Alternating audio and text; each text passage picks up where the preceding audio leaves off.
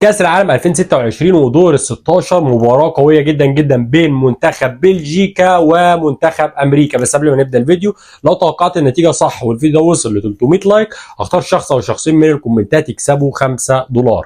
اهم حاجة تتوقع قبل الاهداف عشان الناس اللي بتدخل تكتب لي النتيجة بعد الاهداف. هتكلم على تشكيلة منتخب امريكا وهي 4-1-2-3.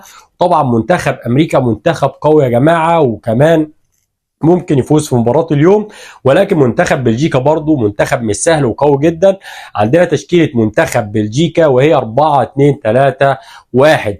طبعا في عندنا لعيبة كبار جدا في منتخب بلجيكا، وكمان عندنا كورتوا في حراسة المرمى، فصعب تسجل فيها اهداف. اتوقع الشوط الاول، يعني انا بتمنى النهارده الفوز بصراحه لمنتخب بلجيكا، اتمنى ان هي تفوز على المنتخب الامريكي، رغم ان المنتخب الامريكي صعب وممكن هو اللي يفوز، ولكن انا بتمنى يحصل العكس وان بلجيكا تفوز في الشوط الاول بفارق هدف على المنتخب الامريكي.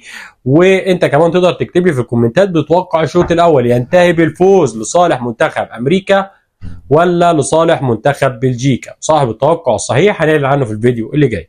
ولو وصلت لنا ما تنساش تصلي على النبي عليه افضل الصلاه والسلام، وما تنساش تدعمنا بلايك ورايك في كومنت. كان معكم عبد الرحمن رفعت من قناه توقعات الملاعب، والسلام عليكم ورحمه الله وبركاته.